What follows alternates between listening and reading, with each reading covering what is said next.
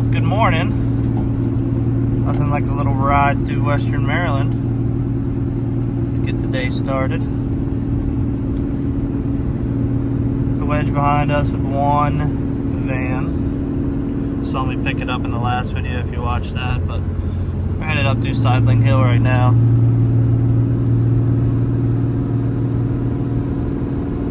They carved their way through this mountain many years ago. With a lot less technology than we have now, that's for sure.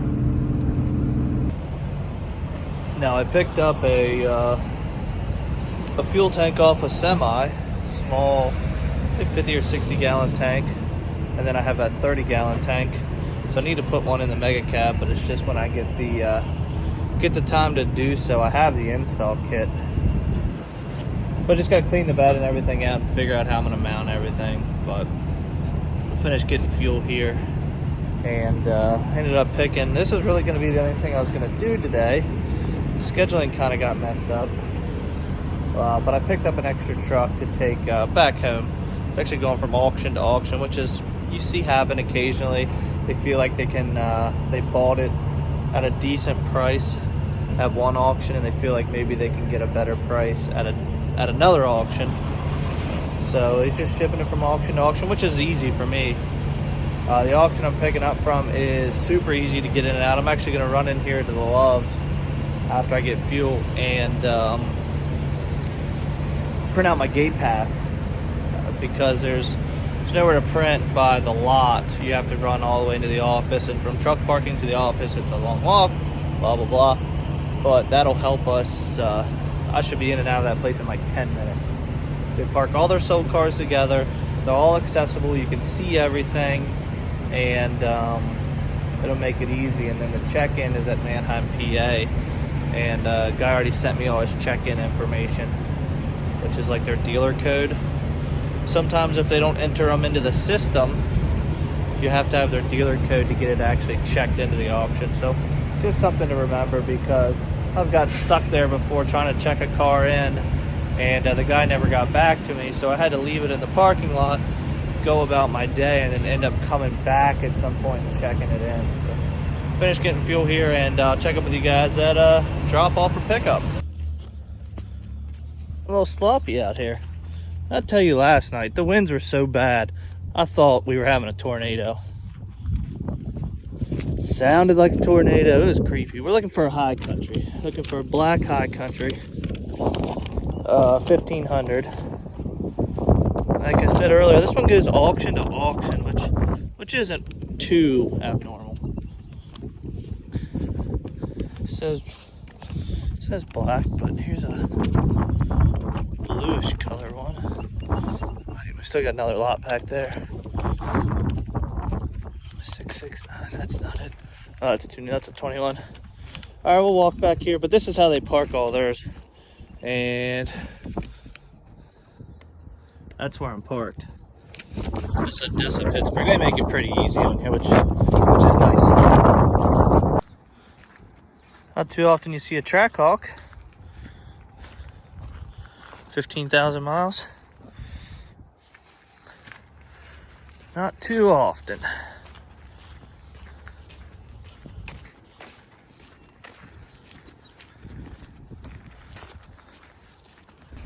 Well, found our truck. All I can say is don't get too lazy with your inspections.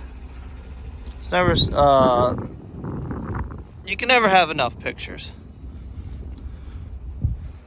So this high country here, it's got some issues. I don't know what the deal is.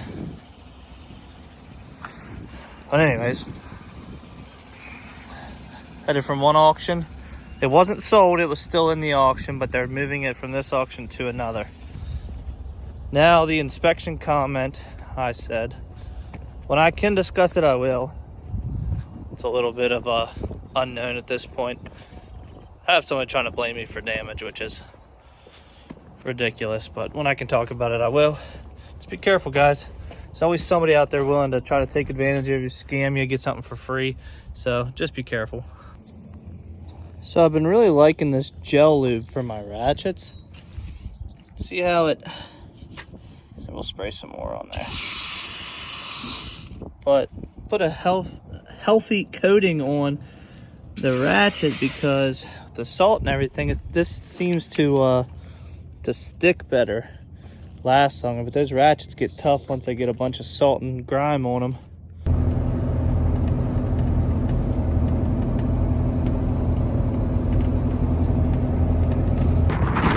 Yep, get this turd checked in.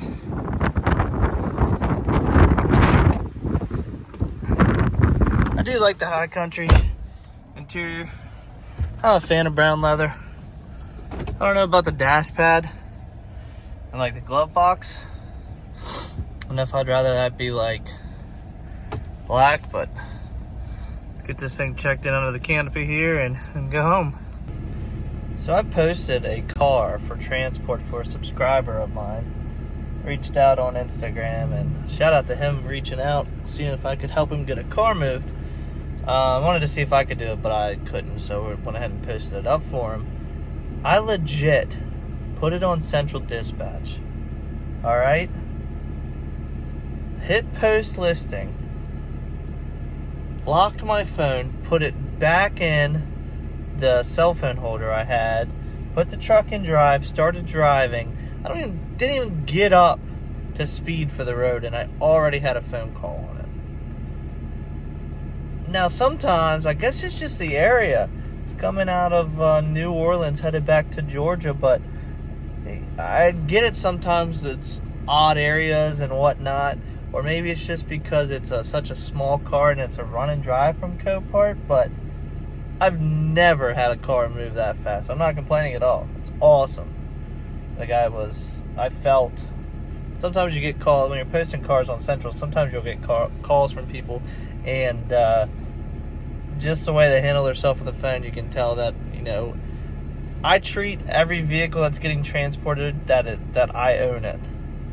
And sometimes I would never put my vehicle on a truck that is being driven by somebody as unprofessional as some of these guys are. The old single cab. So people ask me if I regret buying a single cab. Honestly, no. I don't. This thing has done what it needs to do for the last 160,000 miles. It's had a few issues, but they all do, don't they? Now I'm just switching my stuff over from the mega cab from the single cab to the mega cab, and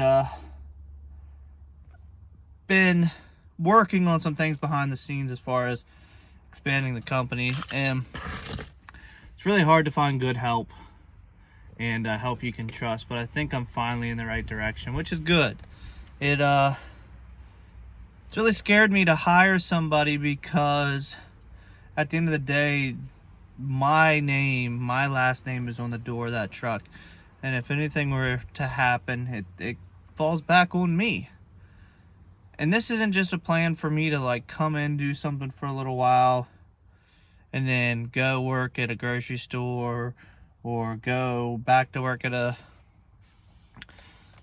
car dealership or start mining crypto or something like that. This is the rest of my life. This is what I plan on doing for the rest of my life to provide for my family. So bringing somebody in that can fit that model has been tough to find.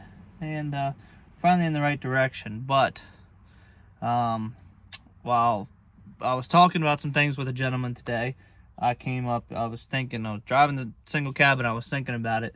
And for, what the truck was and what I paid for it new, it's crazy that I only paid $38,000 for that truck brand new. Had some rebates, and now I guess it's probably like a $50,000-ish truck if you were to buy a brand new one. The only thing I regret is not buying a longer wheelbase one, because I probably would have added a sleeper on this one by now and put somebody out in it. But it's going to serve its purpose and be a local truck just like it is now for the rest of its life. And it's kind of a throwaway truck to me, so if it lasts another 100,000 miles or whatever, it's there. And if there's a spare engine or something I have to put in it, I'll do that, or transmission, whatever. But it's kind of a throwaway truck to me. If it was a crew cab, I would you know, really invest in keeping that thing on the road, but it's not really costing me anything. It's almost paid off.